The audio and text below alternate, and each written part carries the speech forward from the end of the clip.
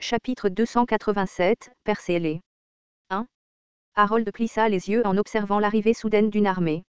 Ces salauds, ils se sont coordonnés pour correspondre à leur timing. Sinon, il n'aurait pas été possible qu'il apparaisse si précisément. L'armée du royaume et la noble alliance comptaient environ 8000 soldats, tandis que les forces de Ferdium en comptaient environ 3000. Combinées, elles formaient une armée de plus de 10 000 hommes. C'était précisément la situation qu'Harold avait redoutée. Ah! Alors, on en est arrivé là après tout. Trop de temps avait été perdu à cause de cette peste Gillian. Il regretta brièvement de ne pas avoir contourné complètement la forteresse de Stonehaven, mais Harold secoua rapidement la tête. Si je l'avais fait, ils auraient lancé des attaques de guérilla sur nos arrières. En tout cas, il était vrai qu'il avait été retardé, et en conséquence, des renforts pour soutenir Ghislain étaient arrivés.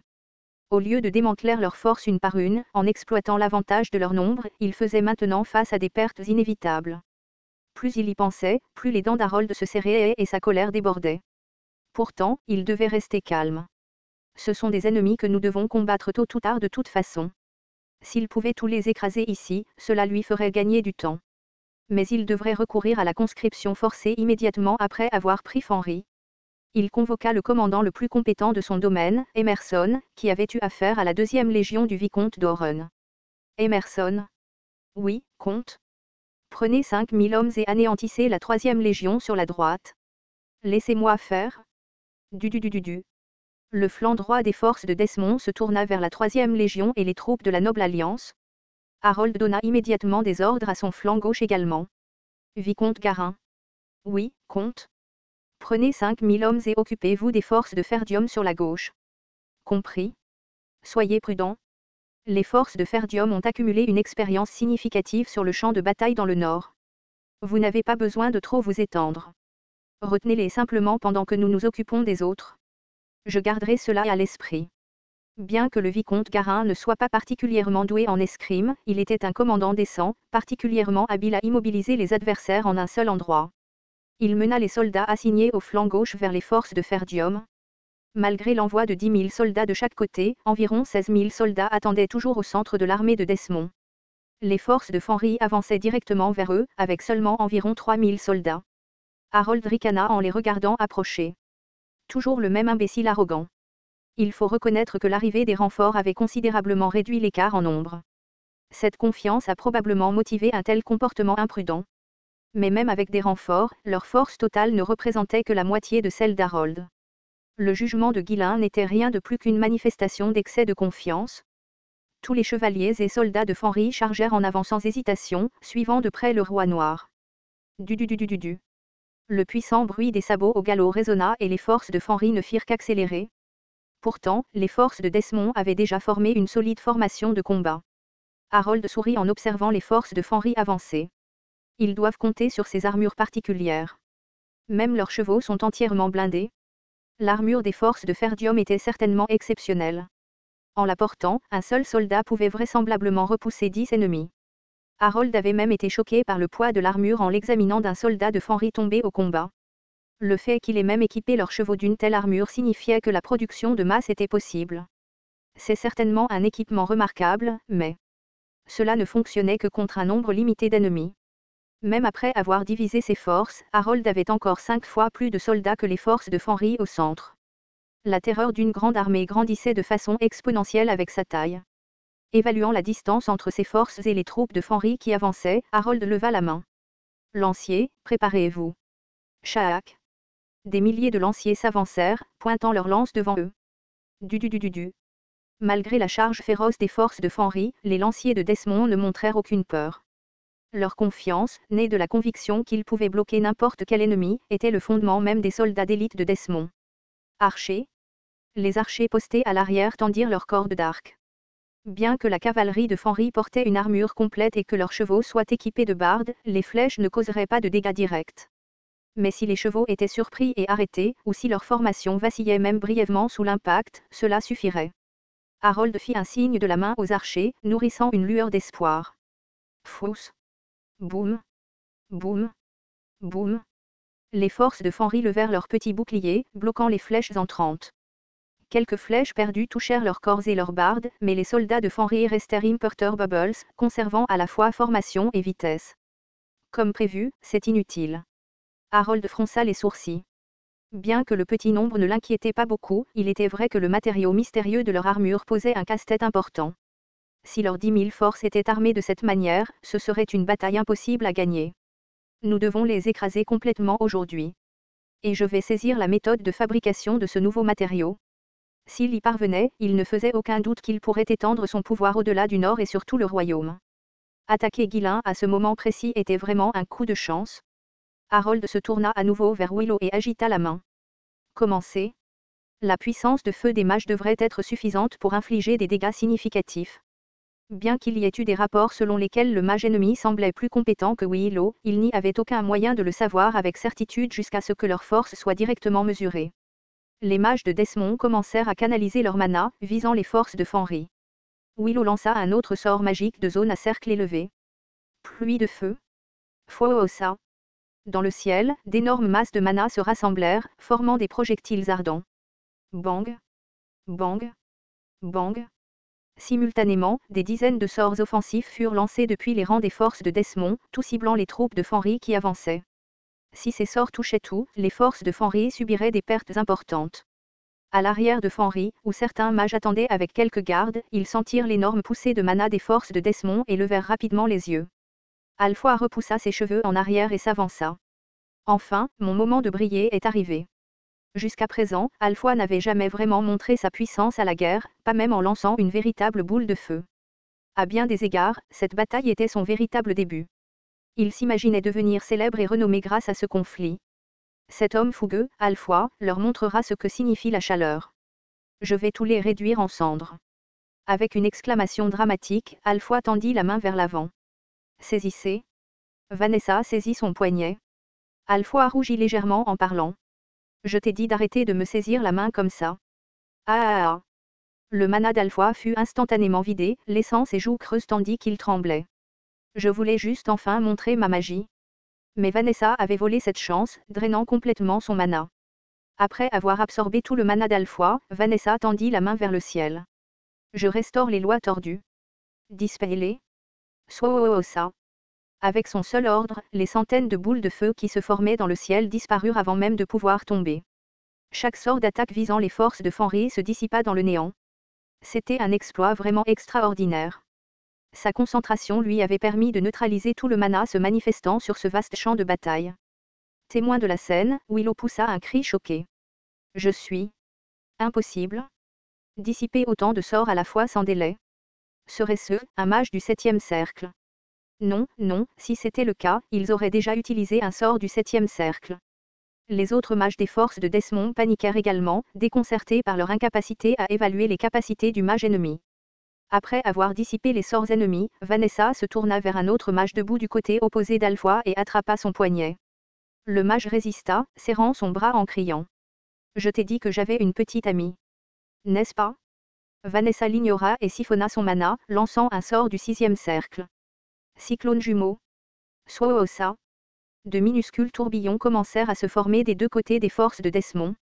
Les vents étaient si faibles qu'il était difficile pour quiconque de les remarquer.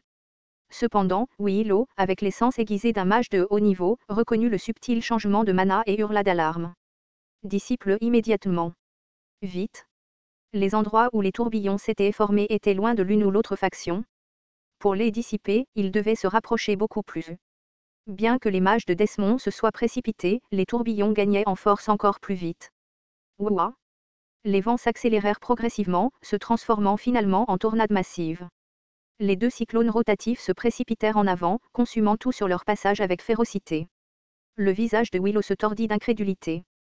Quoi au monde?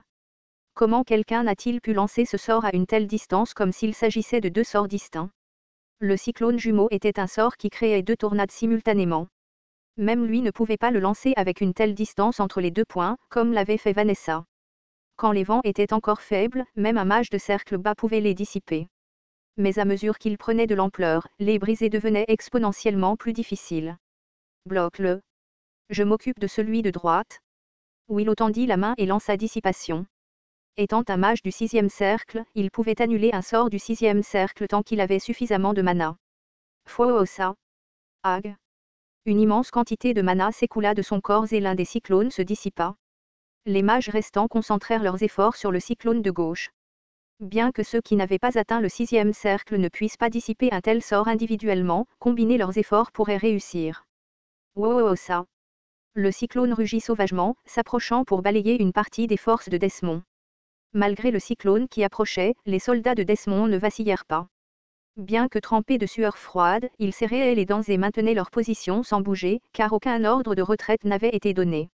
C'était une démonstration digne d'être appelée troupe d'élite. Tout le monde, rassemblez-vous ici. Dépêchez-vous. Bon sang. Qui est leur mage? Vite.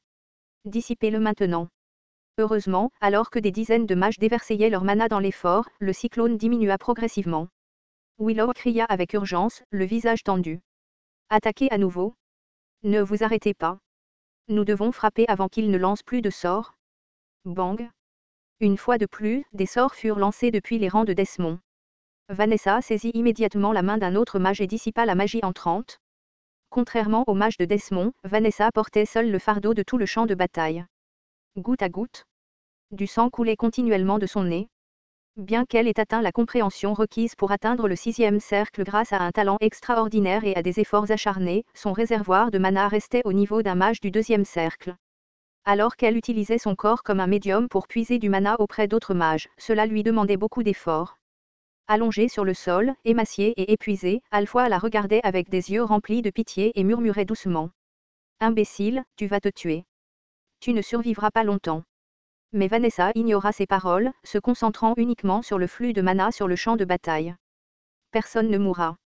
Du moins pas à cause de la magie. C'était sa résolution. Juste un peu plus. Serrant les dents, Vanessa continua à lancer ses sorts. Elle n'appréciait pas cette situation. Il aurait été bien mieux de se battre aux côtés des autres. Mais les forces de Desmond comptaient bien plus de mages, dont un mage du 6e cercle. Avec son mana limité, elle devait compter sur le mana des autres pour les contrer. Cela ne lui laissait pas d'autre choix que de se battre seule. Je suis désolée. Si seulement je pouvais rassembler du mana correctement. Si elle le pouvait, les autres mages auraient pu participer à la bataille. Peut-être que le pouvoir magique des forces de Fenrir aurait pu submerger l'ennemi.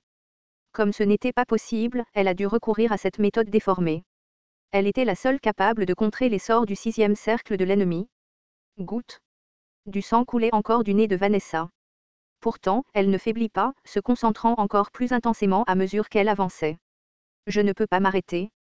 Il n'y aurait pas de répit tant que l'ennemi ne serait pas complètement mis en déroute. Elle devait continuer à appuyer plus fort pour s'assurer qu'il n'avait aucune chance de se rétablir. Guilin lui faisait confiance alors qu'il se jetait sur le champ de bataille.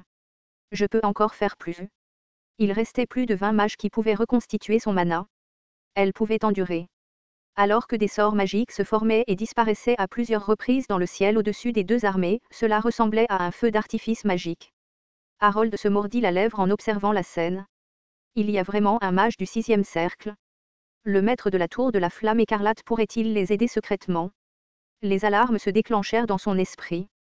Si la tour des mages était impliquée, ce n'était pas une situation ordinaire. Le fait que son corps magique soit à égalité indiquait que les forces clés de la tour devaient avoir rejoint la bataille.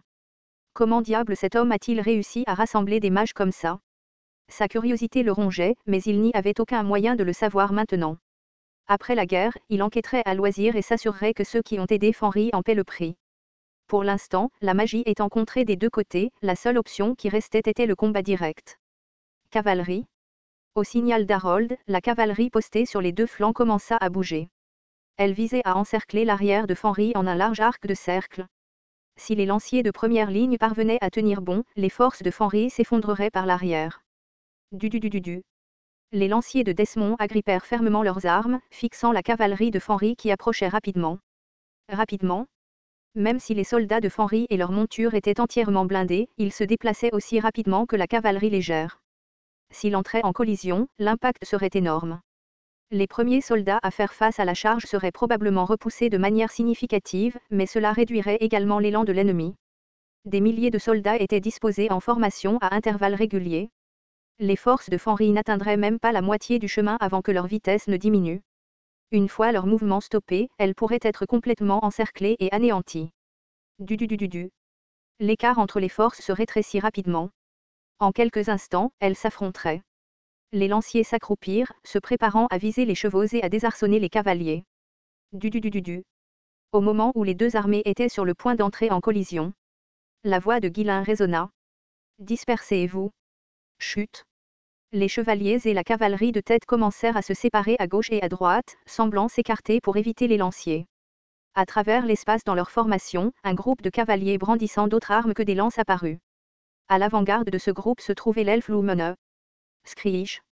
Lumene lâcha les rênes, tirant la corde de son arc à deux mains.